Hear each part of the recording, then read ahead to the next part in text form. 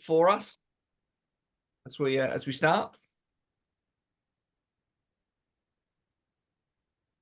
Thank you, God, for these quiet moments where we can just take a deep breath and wait on you.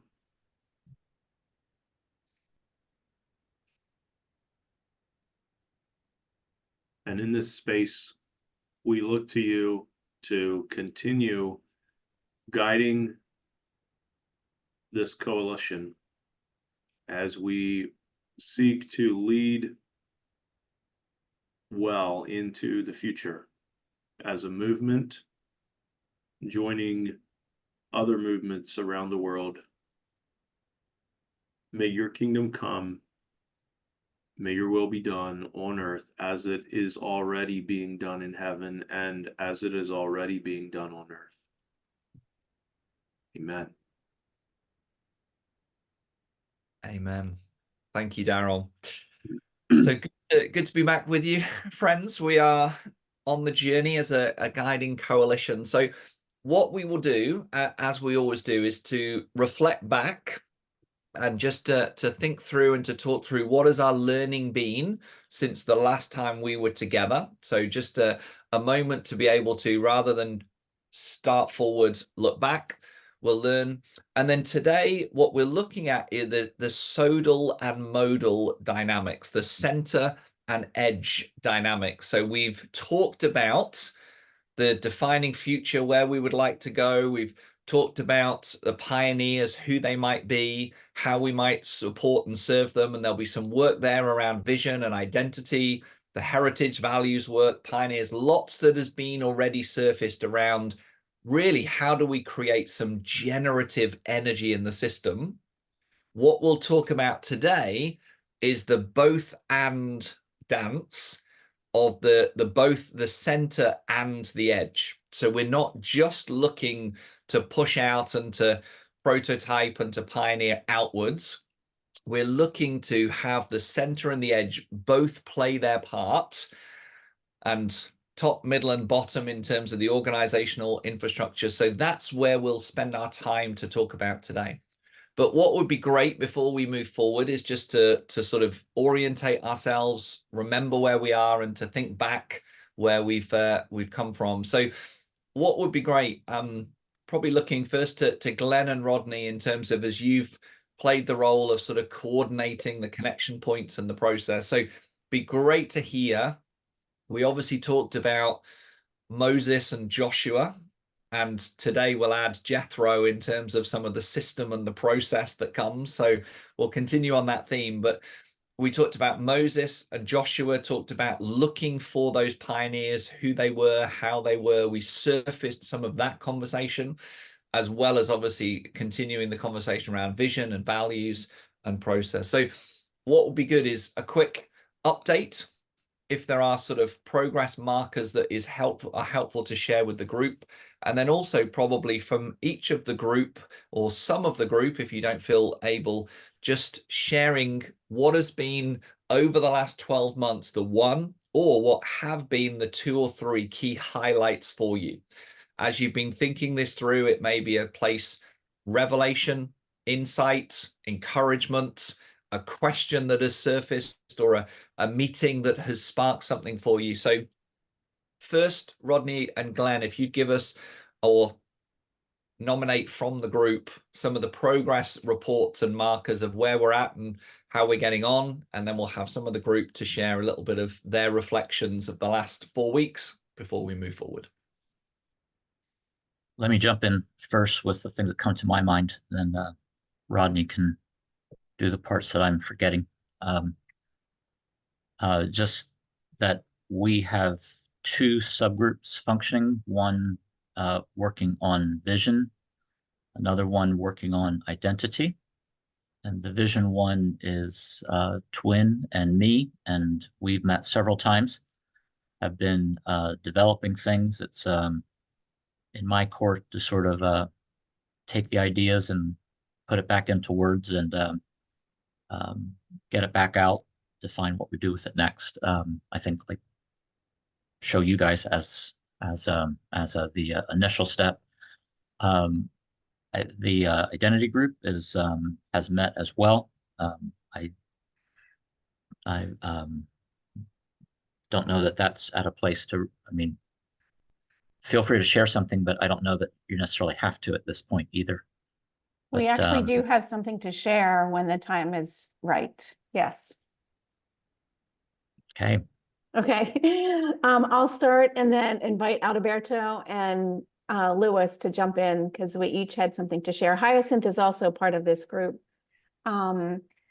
We started by identifying some key scriptures and focusing on that and praying into those scriptures.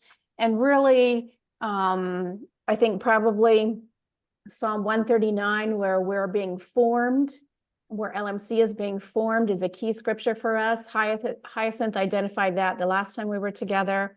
And then also Revelation 7, the great multitude before the throne of every nation, tribe, people, language, worshiping the Lord. Those would be two of our key scriptures. Alberto and then Lewis. Go ahead.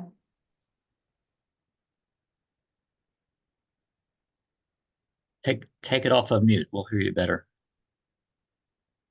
I just put in the note. We just talking about we want to honor our ancestor in some way, but also can we the two let's say the two representations, the Mennonites and the Anabaptists, can we merge together? Can we work together? We talking about create Brother Luis, I think he can address a little bit more the initiative, and we add, that can we create a listening team we can cross to whole LMC, the minorities group, and we can listen them with a humble posture. Can we, create something, but everybody can put, some in this, it's not just one group, running everything or decide where we go. Can we, open our ears to listen, everybody? And we're talking about create, like I said, some listening group can, and this group, a representation to who we are, a flavor of who we are. It's not just, Anglos. We can invite, different leaders to be part of this listening group. It's a lot of stuff, but I just we just want to share a little bit. Luis, I think you can jump in, and open your mic, bro. Lose your mic. All right, thank you, Adalberto. I'm gonna add, and maybe Hyacinth will jump in and then add more to what I'm gonna be saying. So as we are contemplating in this identity group, which is a very, to me, important point that we need to focus on as we're moving as a movement. So one of the things that I put on the table is, because in this group, we're trying to be open in all the hardest topic that we can talk about. And which one is, I pointed one thing. I said, in this group, we're not coming here to discuss about race. We're not talking about race. Race is not a problem here. We are talking about different cultures coming together. So I want our conversation being about cultures. So that means the way that we all coming together to worship in a different cultures. Now people coming from left and right, and then we're coming together. That's one of the points our discussion is. But for us to do that better, I've noticed that our brother from the minority are not showing up on the table so that we can have a conversation. So my question is, are we gonna bring all this group on the table to be talking? You cannot only talking on the background, but we need to come together. How are we gonna get to that point of bringing all the leaders, first of all, the leaders, to come to the table and start talking? I noticed different meetings, we're coming together. I don't see the minority leaders being there, but I see our Swiss Anglo brothers being allowed on the table. Where are we? That's the question I ask myself. Where is all my brother? Where is all those leaders? They need to come to the table. We need to have conversation now. We need to talk about all the points as the movement is going, because if we don't talk it about now and the movement is going, and we're going to play the catch up, and the catch up is not going to be good. So I want to have people coming and people talking about all the hiccup that we can realize in our identity as a Christian. What's going on? How are we getting together? How are we getting our church together? How is this thing going to filter together, melt together? And that's where my desire is. That's where I'm looking for. That's where I want to see this movement going on. But I see one culture being represented, but I don't see the other culture being there to the table. And this is the question that we're trying to raise.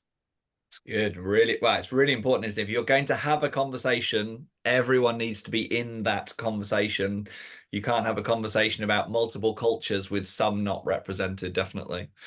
So there's Rich, good. I know we're out of time, but I just want to say one quick thing. Can you hear me okay?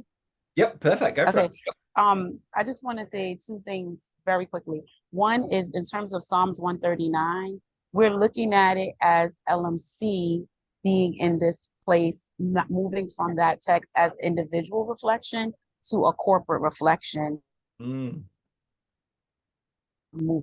And so what does that mean as a community of LMC to be in this formation like this, in a sense of a womb, and being in God's hand being upon us, and also recognizing that his thoughts are higher than ours and his ways are higher than ours? What does that mean for us in identity, and the identity that we are becoming in this season, honoring who we have been? And then the other point I want to know is Alberto made a really good point. He gave this illustration of a butterfly in the chrysalis or lava state having this code, and that in it has a code that can enable it to become something different, a butterfly. And so what that also is an image that we're holding in our subgroup is like, what is the code that the aspects of the code that's in us as LMC, this container that we're becoming as we're inviting all these people in, and then how will we become? What needs to happen for this butterfly to be kind of in movement, and to become visible, a new visible identity as we are forming together. So that's what I just wanted to add. So we have much more work to do, obviously, and other questions that we'll be bringing, but these are the things that we're sitting with right now. Brilliant. Thank you. No, thank you, Hyacinth. It's great. And my encouragement would be what you're talking about it's got passion, narrative, scripture.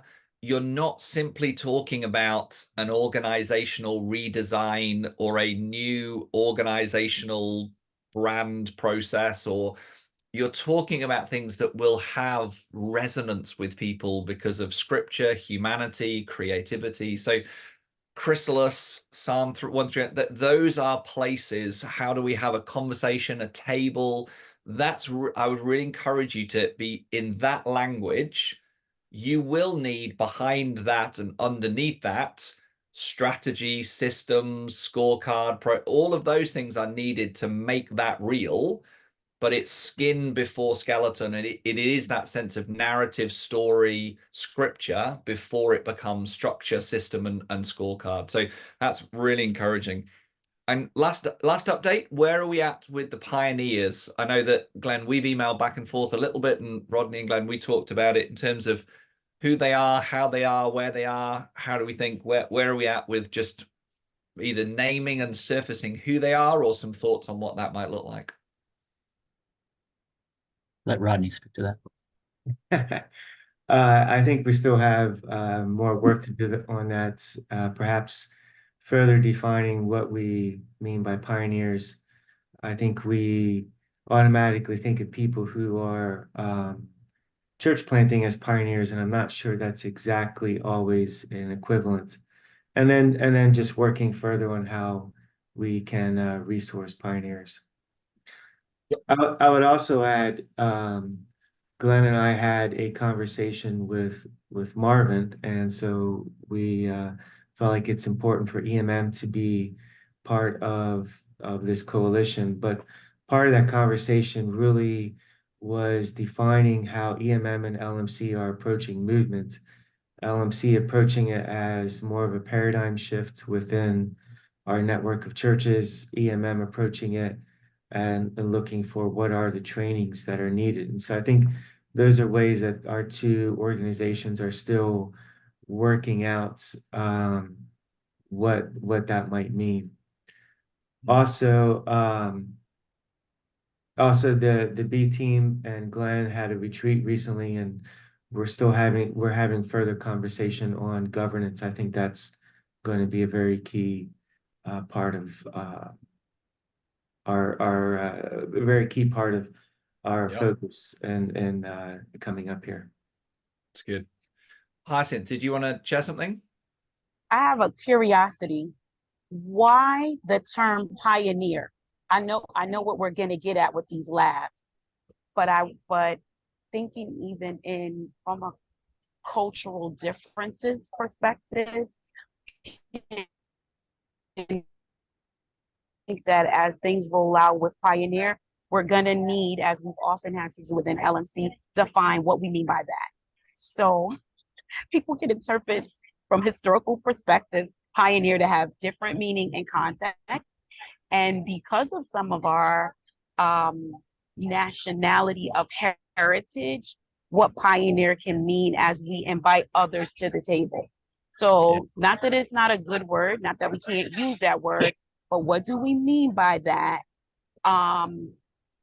And it'd be interesting. We don't have to do this now, but I'd be interested in another language, how is the word pioneer interpreted? Like if we were to interpret it in Spanish, if we were to interpret it in French, what would the literal translation be? I think that's important as we try to move in community.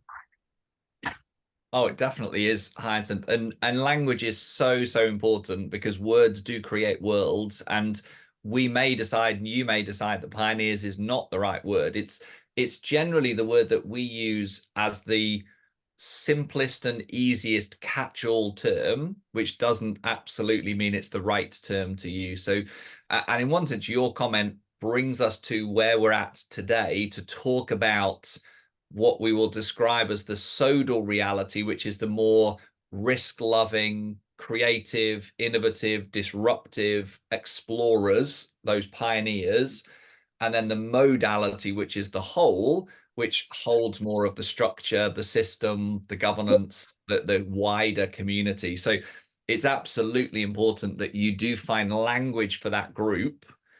It's identifying who they are, because it isn't just they're good at doing the original system or the old system. It may actually be that we're looking for, there may be some people that are fruitful within the old system, but we're actually looking for people that are doing new initiatives, new innovations, disruptive work, not just a better version or the best version of what already exists. So I'm just going to use the screen, and I would love to include what Hyacinth has flagged in the conversation that we're going to ask you to have as you go through the process. So hopefully this will come up. Give me one sec.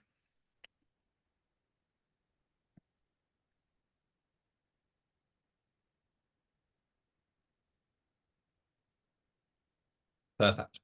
So what we're talking about today is the difference between sodal and modal. And as I talk about sodal and modal, I would in no way at all encourage you to make this external language. This is internal language for us to describe. They are terms from a missiologist and sociologist, Ralph Winter, and he talks about the sodal and the modal reality. So if we're talking about the sodal reality, they are the equivalent of the Navy SEALs or Special Forces. They are a small core community, high bar in terms of intensity, invitation only.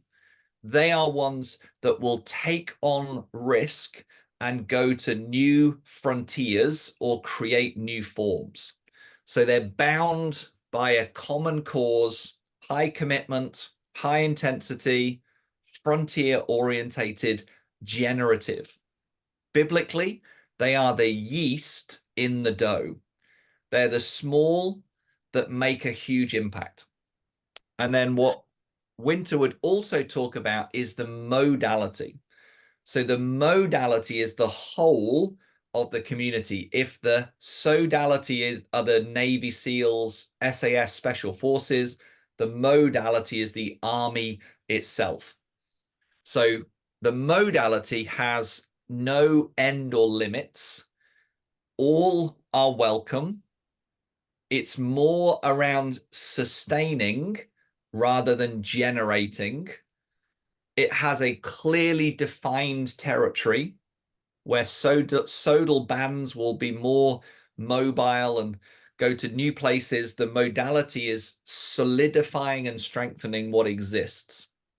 And so often the way that we would draw this is that for a denomination or an organization, there would be a center, and that center might be a physical location or maybe a leadership team that is dispersed.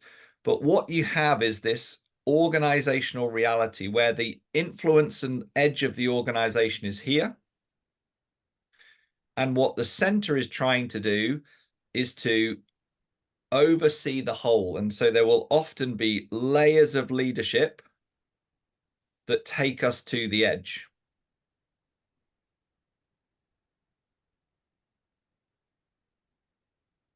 And at the edge of the organization is often where you find the sodal bands, the sodal leaders, sodal groups and activities. So the sodal leaders will always gravitate to the edge of the organization. And so when we talk about pioneers as that catch-all term, we're talking about people that are creatives, that imagine new realities. We're talking about innovators who create new forms. We're talking about disruptors that don't want to do the status quo and how it's always been. We're talking about experimenters, innovators. So there's a sense that what the sodal will do is to push the edge of the organization. They'll stretch what exists already into new forms and new frontiers. And what the sodality does is pull the organization out into new domains. And so this new reality becomes the organization's status quo. And often what an organization will do is to try and take some of the green sodal energy from the edge and employ it at the center. And sometimes that works, sometimes it doesn't work. It's not a better or worse, but what you have at the edge are prototypes, pilots, experiments, and tests. So prototypes, pilots, experiments, and tests. Because what those are trying to do is to find new or better or different ways of doing things. Now, at the center, often there is more of a sense of management, oversight, risk neutral or risk averse, because at the center you might be deciding how we ordain every pastor, or what resources do we serve all of our churches with. And if you're making a decision at the center of what do we invest money, time, and effort in to serve everyone, you're not looking to take a test and try something brand new to across 150 churches. If you're sending something out in an oversight way, you need to know that it has been tested and tried and proven. So the edge gives the opportunity to fail fast and fail well. The center has the opportunity to share the best practice with the whole organization. And where do we learn best practice? We learn best practice on the edge. So it's vital that the center is connected to the edge and the edge is connected to the center. There's a need for us to have a permissioning at the center. So if the edge is about prototypes, pilots, experiments, and tests, here we need a promotion. So the proclamation and demonstration and celebration of the ideas. We need a permissioning. So not only a promotion, but a permissioning. We need sharing. The center is best placed to be able to take something from the east, share with the west, something from the south, share with the north, something from this group and this church to share with everyone, so they can share and distribute across the whole, and a sense of cohesion.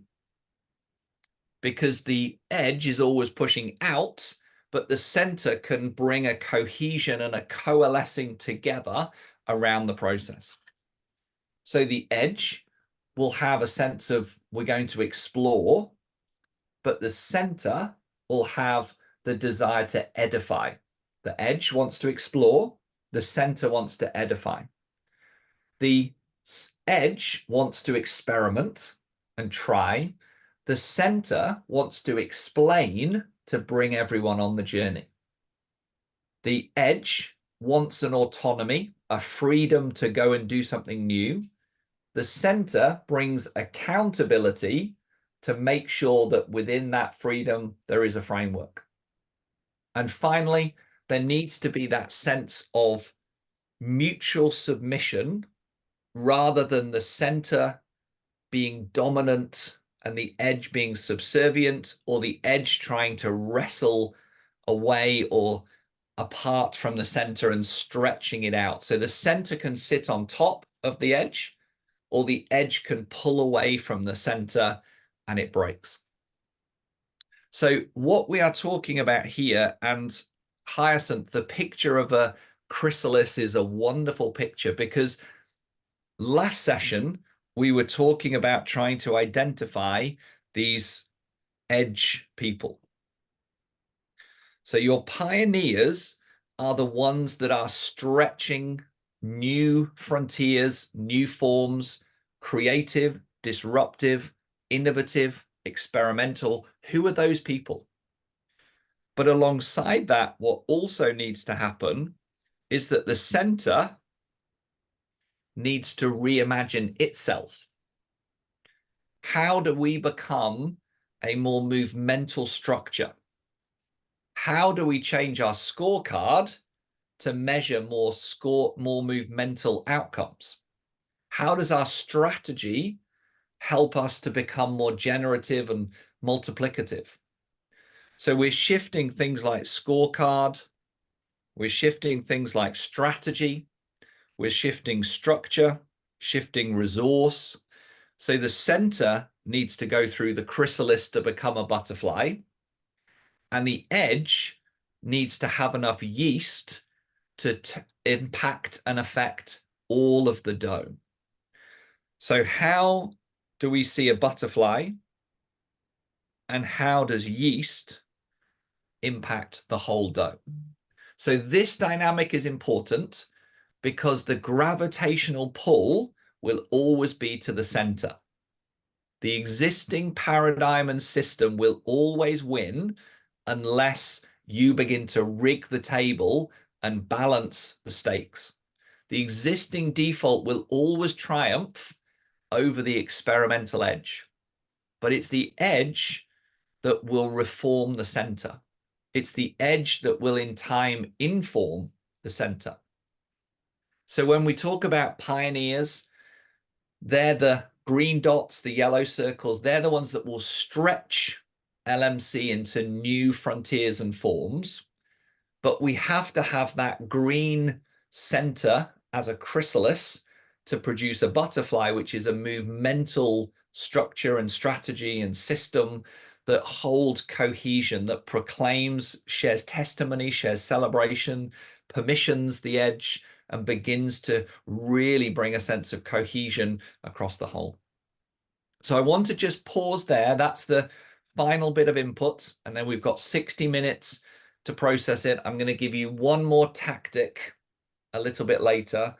But what I'd like to do now, and I'm not sure, Marcia, if this is possible on the Zoom call, do you have breakout rooms on your Zoom account? You do, perfect. What I would like you to do then, if possible, is into smaller groups first, groups of 2 or 3, depending on the maths. What I'd like you to do in smaller groups is to now go back to the pioneers conversation. Who holds a sodalic, a sodal energy? Who are some of the green dots on the edge, the yellow circles on the edge? Who are those people that are stretching LMC? And hopefully that's a short conversation. It just adds to names. And then the second piece is, what would it look like for the center to reimagine itself as an organization that serves an organism? So it's not an end in itself. It's not above the center, but it's underneath, a skeleton underneath that actually serves the organism of movement. So it's a movemental system rather than a denominational structure. And that's a very broad question. I want to just spark thought, imagination, challenge. It will never work because we would have to change this. How on earth would we X? It would be great if we're already starting ... whatever it may. So we'll just take 10 minutes, not long, in the smaller groups, and then we'll come back and have a group discussion around this. So think about the yellow circles. Who are your pioneers with sodal energy to push out? And what would it look like for the center, the modality, the whole, to reimagine itself as a movemental system rather than a denominational structure? So 10 minutes. Marcia, if you could do the groups, you can turn the recording off and leave Emma and I in the main session and send people to groups. That would be wonderful. Let's good. I'm glad you missed all of that. Good. Maybe let them know now. We're all good. We're innocent. It wasn't on tape. So let's hear from the group. So again, really broad question, but thinking through, we've spent some time thinking about the pioneers. So hopefully this gives a little bit more energy to that and context to that. How do they push the organization out? And we need to begin to think about how we reimagine the center. And some of that chrysalis picture, I think, is really good in terms of being formed, conformed, transformed, to be able to serve a movement. So I have no idea, Marcia, you do, who is in which group. So if we can have each of the groups, probably a primary spokesperson, and then the others just to add in what is missed or additional texture would be great. So if we can have a couple of various people from the groups. Marcia, you can either name somebody and put them forward, or people can jump in and start on behalf of their group. So Adalberto, Glenn, and Rodney were in a group. Go for it, Glenn. Go ahead. Well, I was with 2 people who are insiders or at the center offices at Hub 450. So I asked them, and they said they think the center should reorganize to see itself as an exchange of, like, lungs that's distributing the oxygen and drawing the CO2 out of the system, or they're the bridge people that are making connections, disseminating the best ideas and things like that. Very good. It's good. Lungs, bridge, and connectors. I like those 3 words. Very good. Very descriptive. Rodney, Alberto, anything to add? I think just that we avoid the temptation to bring the pioneers into the center. I think sometimes that's a tendency. You see somebody who's very exciting and dynamic, and you want to put them in a central role, and that's not always the best place, as I think your diagram points out. Definitely. Yeah, it can be, but it's not necessarily. You're absolutely right, Rodney, that there is always a temptation for the center to gather the best talent and try and get it as close to the middle in the most influential positions possible. And sometimes a sodal leader, a more pioneering leader, it is right to spend time at the center. So if we think of the Apostle Paul, there was a tyrannous reality, which is I'm in one place, in this hall, in this place, training, many people to go, and the whole of the province of Asia Minor comes under the gospel because Paul's in one place and many people are sent. There's also the reality where Paul's missionary journey takes him to different frontiers. So it can be that a pioneer at the center can shake up the sodality and train and equip many. But it can also be, you're right, Rodney, that a sodal leader in the center is a fish out of water or a German-speaking French, and it just feels like it doesn't fit and doesn't work. So you're absolutely right. You've got to check right person, right season, right role. Where should they be? Should we leave this pioneer, this experimenter on the edge, and their gift to the organization will be to stretch and to experiment that others benefit from? Or are they better positioned at the center for a season to hopefully socialize and spark many to become more sodal? So that's a really good point, both the sort of imagery for the center, but then also the sodal reality. Very good. Other groups? Hyacinth, Keith, and Marvin. You able to give it a whirl, Hyacinth? Can you give it a whirl, or Marvin? Thanks. Well, I was thinking that so the Apostle Paul is an example, as you were saying, Rich, of this sodalic impulse, right? But he has to go to Jerusalem to speak to the modalic, the ones who are managing this thing, the movement, the Jesus movement, because he understands that there's power there, there's power dynamics there, there's authority there, there's these people were witnesses, right, with Jesus. So he's going back and reconnecting with them, giving them in a way, the honor that they deserve. In other words, what I'm pointing out is this relationship within the modalic and sodalic. We see that as an example there. Yes. And so one of the questions I was asking, or something I said in our small group was, so these pioneers are all over the place in our system. They're sitting in the pews. They are waiting sometimes for the modalic force or energy to come to them and say, I see this in you guys, right? Are you willing to be trained? Are you willing to be equipped? Are you willing to launch an experiment, a test, a pilot somewhere, right? In whatever form or shape you prefer, but are you willing to risk it, right, for the whole system? So and we'll get behind you. And it's fine if you fail, because you're not disrupting the whole system if you fail, right? Because we're doing this together. And so that's why I was using the image of Paul coming to Jerusalem to reconnect, right? So we're doing this together. It's not like I'm just taking off, right, and leaving you all behind. We're doing this together in a way.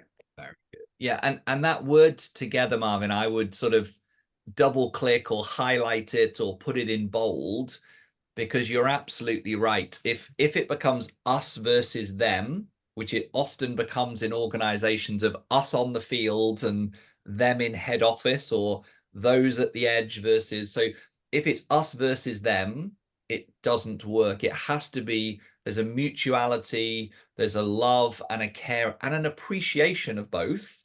It's really important. And you're right, you're permissioning that pioneer, that sodal leader, to do something on the edge that might fail, but learn, rather than putting them, again, a mistake people make is put the prototypes in the spotlight, and prototypes always fail. They are called prototypes for a reason, but we elevate the prototype, it fails, and then all the masses go, well, micro churches don't work, or missional communities don't work, or that evangelism strategy doesn't work, or so on the edge, being able to pioneer and pilot, fail, learn, be celebrated rather than shunned, and then take that learning back. You're absolutely right, Marvin. That togetherness, permission, encouragement, connection is so important. Another thought that came to mind was, so as I said, most of them are waiting in the pews, right? They're sitting, they're participating, they're waiting for their moment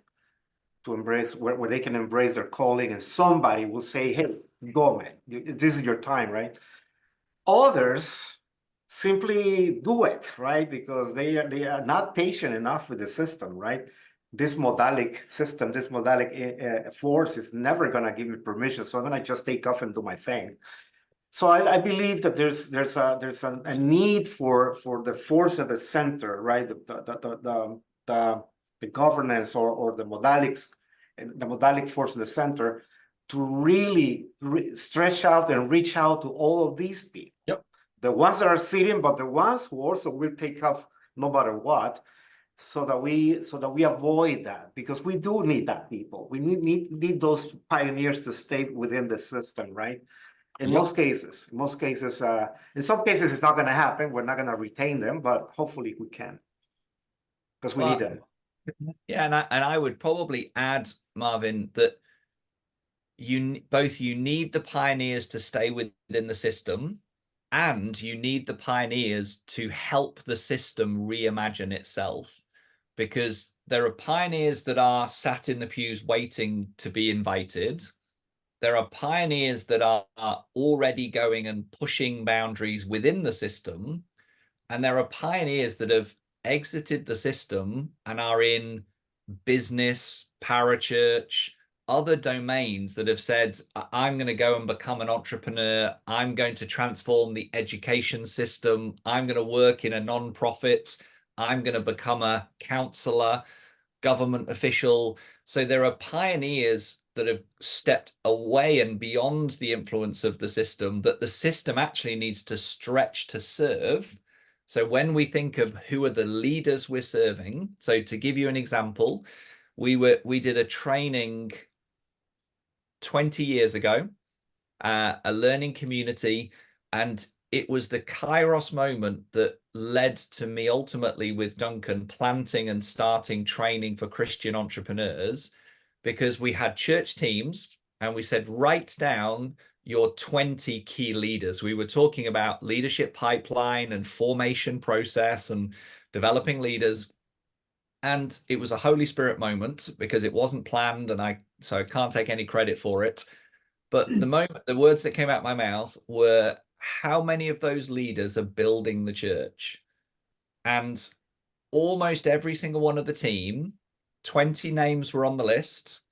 18 or 19 of them were elders, greeters, small group leaders, staff members, youth leaders,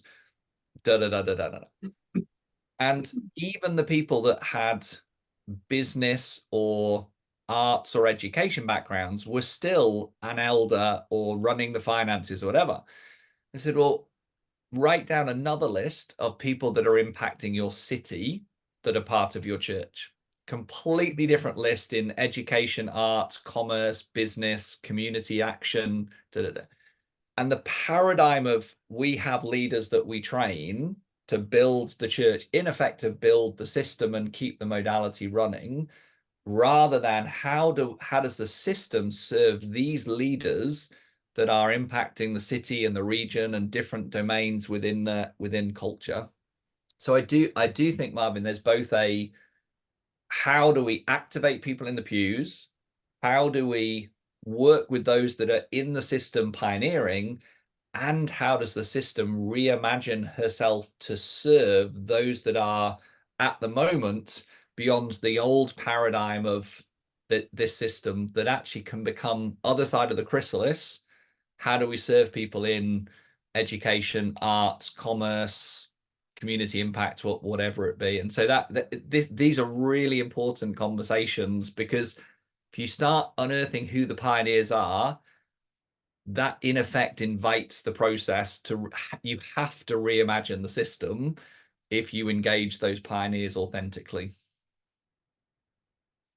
It's challenging, but it's what I hear you as a guiding coalition are saying yes to. Rich, might I add just one other note off of what Marvin shared, but really a highlight for Bishop Hyacinth. And that was, as we began to look at pioneers and some of those that are out there, I happened over the last 5 days to have conversation with Ben Cheek and with Mark Perry, both who the brilliance and engagement is just out there in terms of what they're doing, but it's also one that needs to be stewarded. And when Hyacinth just noted they're both in her district oversight, and she just said one of the key things is that we have people, leaders who have been trained to listen deeply to what's happening inside of those pioneers, asking good questions, connecting with them to help them form that into something that actually can be sodalic in terms of what's there versus an explosion. And I'm adding to what she shared, but I think it really is that piece of how are we learning not to just say, oh, that's impossible, or I don't even know what you're talking about, to really listen deeply to the pioneers that have it in them. And if we can't listen deeply, they probably will go off and do it somewhere else. If we find ways to connect, we have a chance first, at least for some beta testing. Yes. Yep. Very good. And one thing that the center can do, and to Hyacinth's comment and what you're saying, Keith, is often pioneers are intuitive, and so are not always very good trainers. They're not very good systems or process. They don't always understand why it works. It just sort of works, to quote a pioneer. So as that sodal energy drives the organization, what the center can do is actually help them understand themselves to be able to share that wisdom with others. Because often pioneers, the intuitive nature means that they are not always great at formation, apprenticeship, multiplication, and process, because it's so lived and embodied experience. Not everyone, but it's good. So that connection's there. We're going to keep moving. Let's hear the other group. So there's one more group. Is that correct? Yes. Excuse me, Daryl, Twin, and Lewis, and myself. Who's going to go?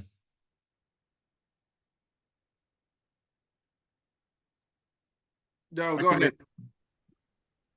Go for it, Daryl. You've been Okay. nominated. We noted that Twin's first words were, "I can't believe how Rich is describing what's happening in Vietnam." And he would see the pioneers there bringing influence and information back. He said we have a center in Vietnam that's trying to stay connected to those on the edges. And we recognize then that maybe one of the biggest challenges for LMC is to create the mechanism of communication in the center so that we can receive what is happening at the edge and then disseminate it back.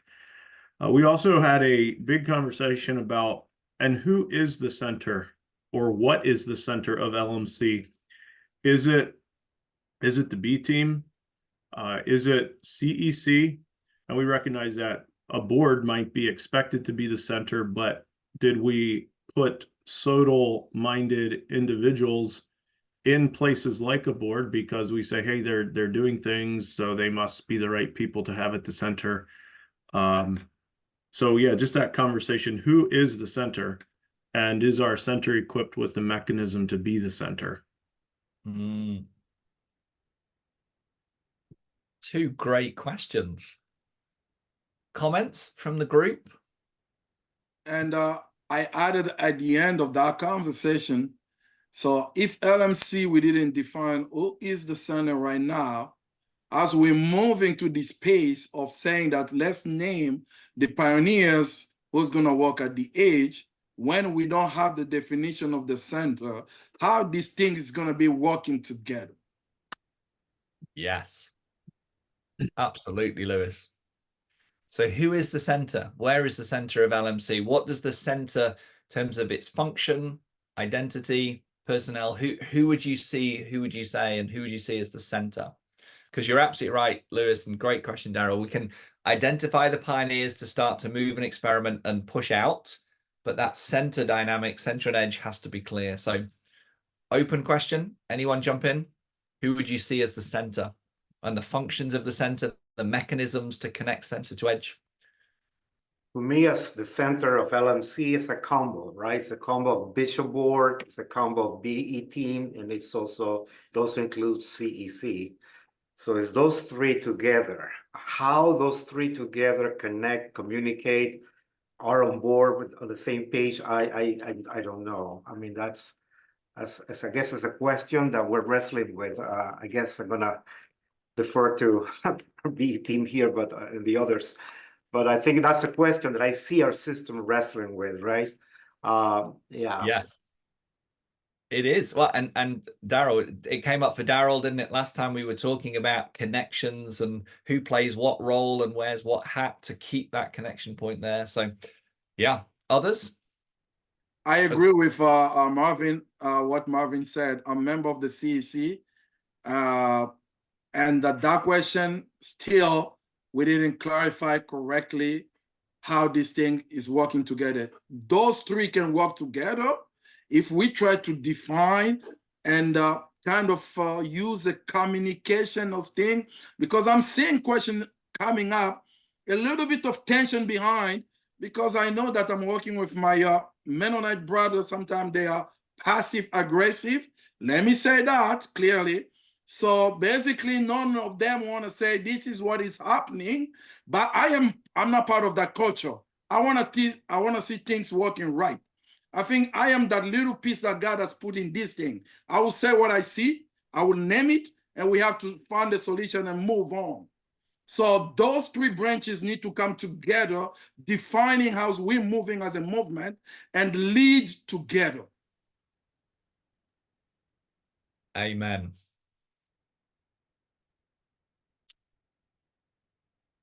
Yes. Others? I would absolutely agree, Lewis. I think if there are three disjointed entities, identities, functions, you cannot really unlock the power of the edge or the center because of that disjointed nature. So there's got to be that coalescing together and that community together at the center. Very good. Others, jump in. Can I add something else? I see what I see from where I am is that the conversation that we're having in and of itself and the language that we're using when we talk about spirit-led movement that empowers, makes disciples, everybody a missionary, all these things, multiplication of new communities, all this vision that LMC has been casting for a while now. What I see is that slowly but surely, more and more and more people are beginning to pay attention to the language and the practices and the heart postures that the leaders are modeling to the system, right? Yep. I can tell you that I don't know that I've been in Mennonite circles before in my life in a system that spends so much time trying to listen to what God is saying, to what the Lord is saying. It's a posture of the heart, right? We want to hear you, God. We're here because of you, not because of us, right? We want to hear you. What are you saying to us? And how do we move together? So there's a lot of hope in that in my heart, right? Because I do see, even though these three entities might be, or groups might be not exactly in the same place, they have different functions. The conversation seems to be permeating, right? More and more and trickling down slowly. But I think it's happening. Just a positive bent on this. That's really good, Marvin. And there will come a time where the prophetic and apostolic legs need to move, so that they're hearing God, listening for God, looking for where God is at work of the prophetic alongside. So we hear and obey. So then the activation, praxis, activity, movement forward, the apostolic, the innovation, design, having those two together, the apostolic and prophetic, the synergy there for movement is absolutely huge. And if you just have the apostolic, the activity without the listening, not helpful.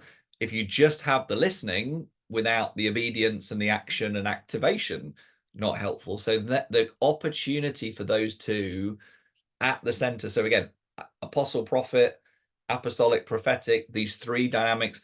So much of what we're talking about is a collaborative and cohesive reality, not a functional or transactional or individual identity or energy.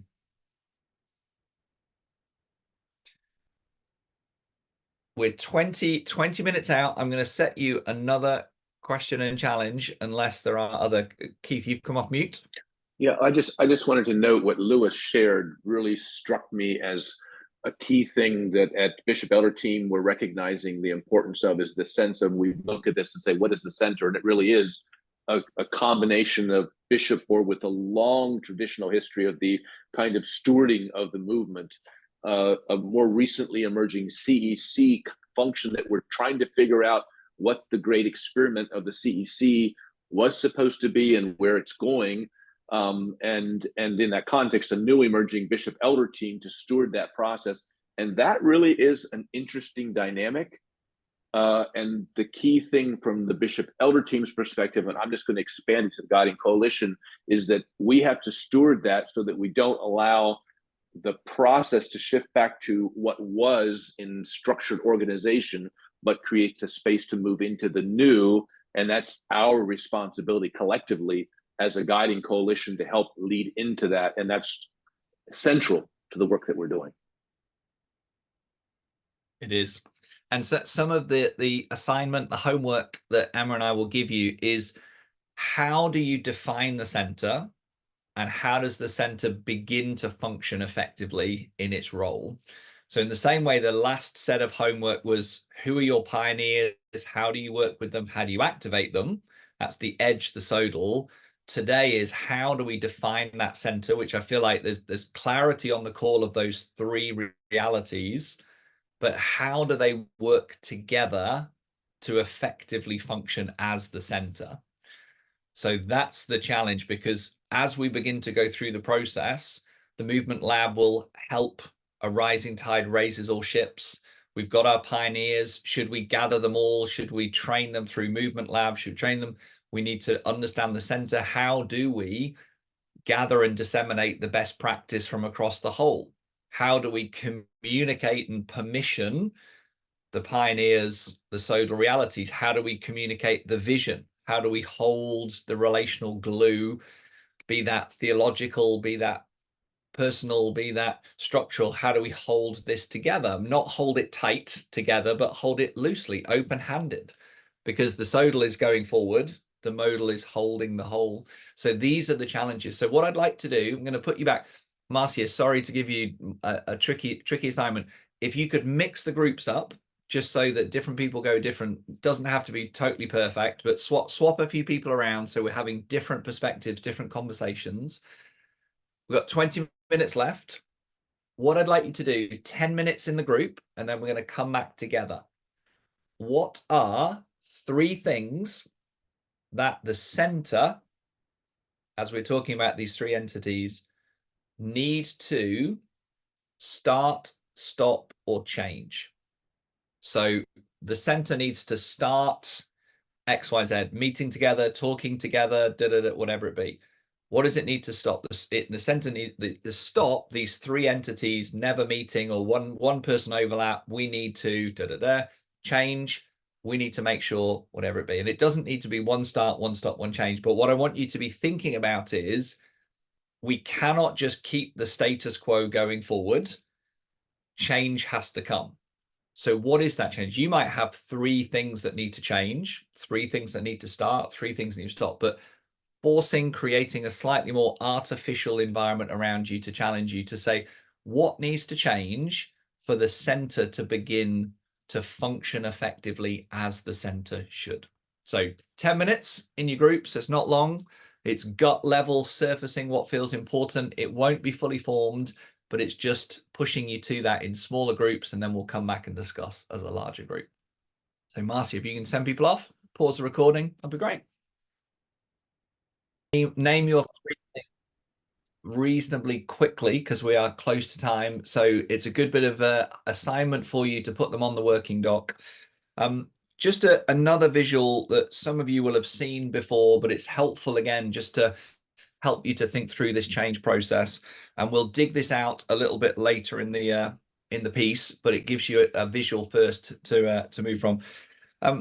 So with Everett Rogers and the diffusion of innovation. So you have your innovators, you have your early adopters, early majority, late majority. Oh, my pen is there. And laggards as we go through the process. And then there's middle majority here. Mm-hmm. What we're looking for are some of these innovators. And so some of those innovators may be at the center, maybe at the edge, but the innovators, the 2.5%, they are the ones that will be risk loving. They will be creative, dynamic, disruptive. We've then got our early adopters who will be around 13.5%. So you're looking at that sort of first 16% that will pull everything forward. And then you've got early majority, middle majority, late majority. And really that's the guts of your organization. Early majority will be looking for whether the change works and then lean in the second or third round. Late majority will be leaning back, worrying that it won't work and will need 4 or 5 rounds and a white paper and teaching notes and guarantees. And then the laggards will argue that Jesus can't join their small group because they haven't had anyone new join for 12 years. They will not change and won't change. The challenge in the process is most people try and get behind the majority of the organization and convince the middle or late majority to change before anything is proven. And if you think about these groups as different people groups and social groups, the simple way that we would give you as a visual, if you draw a little caterpillar face on the front, what you've got is this little caterpillar. And often what happens is that the caterpillar is very, very bunched up. Usually in an organizational context, the innovators and early adopters are rubbing up against the late majority, speaking French to a German. There's tension, there's frustration, different worldviews. What we're looking for is not to try and get behind the late majority and laggards and move everyone. We're leaving them where they need to be, and we're allowing the pioneers to stretch the organization. So this sense of permissioning comes as the pioneers are encouraged to stretch out. So they move out. So the first stretch for the organization is the pioneers stretching, the sodal stretching, we're releasing. But at one stage, because if you continue to just let the pioneers stretch, the caterpillar stretches, the system breaks, caterpillar blood, it's not pleasant. So what we're looking for then is the front to slow, and slowly but surely, the back will begin to catch up. So we have this concertina where the front stretches and slows and the back catches up, the front stretches and then slows and the back catches up. So in this regard, you begin to move the organization forward slowly but surely. So as we think about the people movement of LMC, coming to a place where we can stretch, and as Marvin said, it begins to permeate and people start to pay attention. There's good things, and then we slow and bring everyone with us, and then we stretch again, and then we slow. So we're looking for that dynamic, and we'll build this out as we go through the process. But again, understanding, calibrating the challenge. Who are you releasing? And how are you releasing them well to stretch? When do they need to pause and other people catch up so that we bring the whole organization with us? We are a few minutes away from time. What I'd like is one person from each group to just name the headlines from your group work, and then Emma is going to finish and we will send you on your way. So who from each group wants to do a very quick share the headlines, and then they need to go on the working doc? Let's go for it. Well, let me volunteer first. The group that with Glenn and Rodney together about how to start, and you know, in the center. I say that we all have the MDNA in each of us. Those who are attending here I think we have it. But the different way how the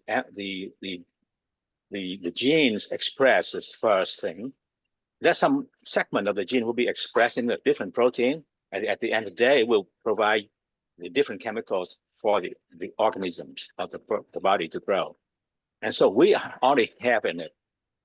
And so the key part for us is to make sure how to start out with clear visuals, explanations, definitions of what we're doing and how we see. In that way, I go down to a bit more detail. So if you want to define something, if you want to define something in pattern, you can define it as an object of its end product, or you define it as a process. That's how in America we define pattern, product or process. But in Europe, you have product by process. It's combination. So this is what I'm calling product by process. You got to define the product, define the process clearly. People understand. We have the people, we are here, have that personal DNA in us. And it expresses a little bit different from one person to another. But the key thing is, how do we define it carefully? And so people understand it. Very good. Thank you, Twin. Others, two other groups, nice and quick. What was one or two of the headlines? Bishop Kit, can you talk about what group, what we discussed? You make it Sure. better. Sure. Two things. One, the center needs to listen more. We heard that today already, but as we sat with that again, there needs to be that ability and creating a feedback system where the center is hearing what is happening. And the second one, in terms of change, is that we need to change the connection much more deeply between CEC and the B team, because in that context, we're crossing wires, and I don't think we're actually disagreeing. It's just there's not a mechanism of either understanding clearly what the roles of those are, and we need the history of how things were formed and a common understanding. And so we just talked about might it be wise very soon for the B team and the CEC officers to sit together as the starting point. Brilliant. Very good. Make sure these are on the doc. And third group, final group, and then Emma will close.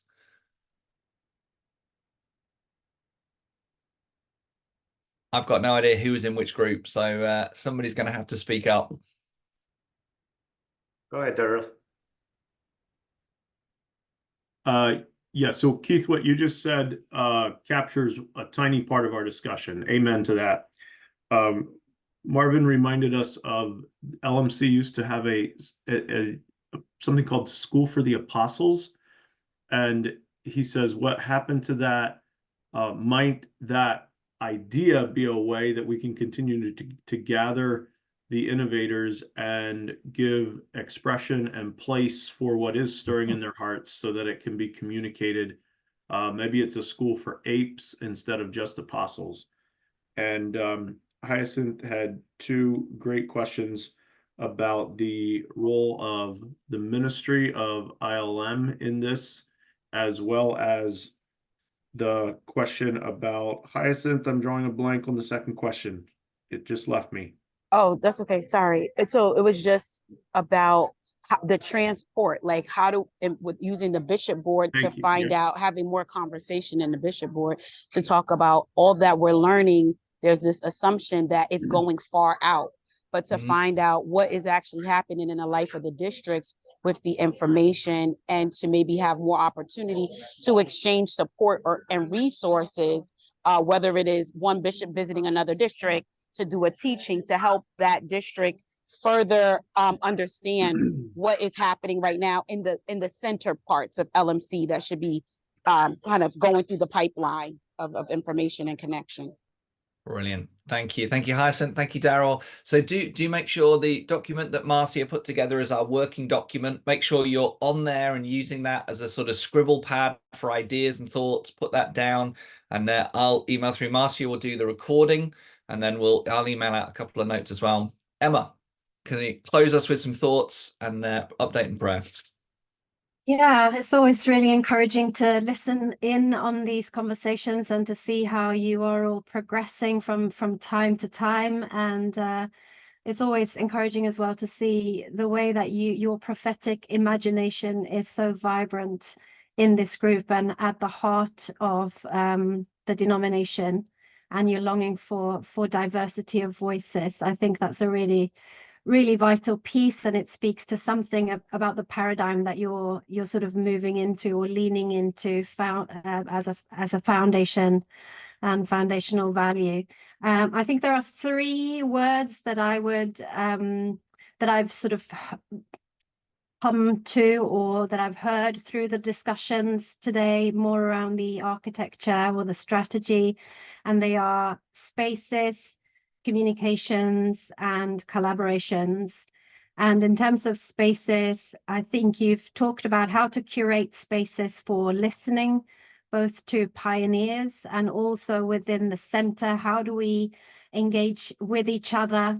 How do we curate conversations that are healthy and helpful? So spaces will be the one creating environments as well to test and trial for the pioneers to know where can we actually implement this in a practical way.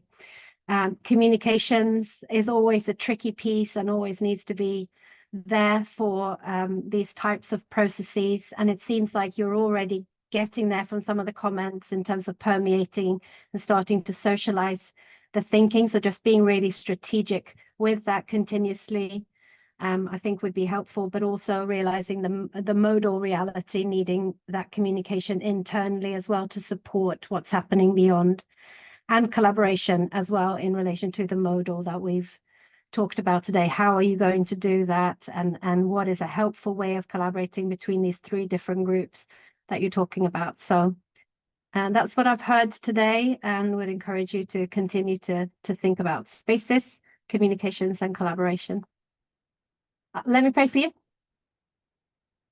Jesus, thank you for the work that's being done in and through the LMC at this point. And I just pray that you would continue to bless this journey, that you would continue to deepen their wisdom as they are leading out on this process.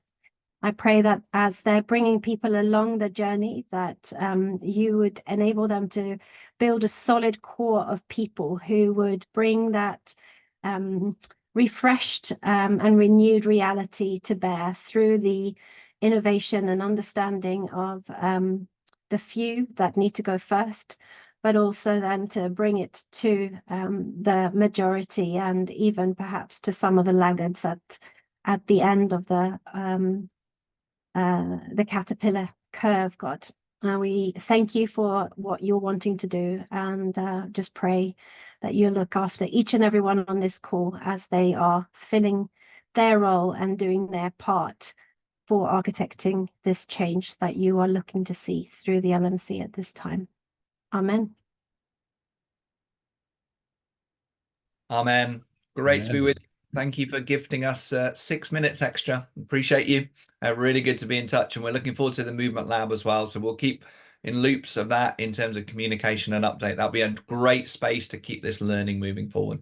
So bless you. Go well. We shall be in touch. We'll see you soon.